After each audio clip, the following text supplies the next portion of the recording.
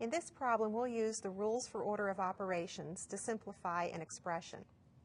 We're asked to compute and simplify negative 20 divided by negative 5 plus 36 divided by negative 4. We have in here a division, an addition, and another division.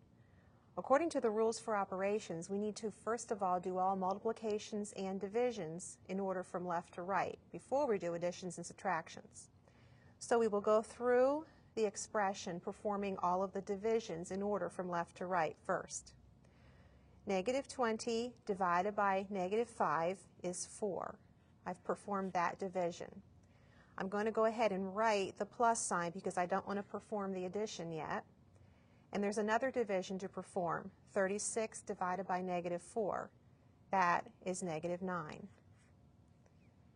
Now I've performed the divisions. I can go through again and perform any additions and subtractions. There's only one. It's an addition.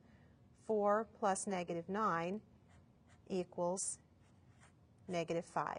And that's the simplified form.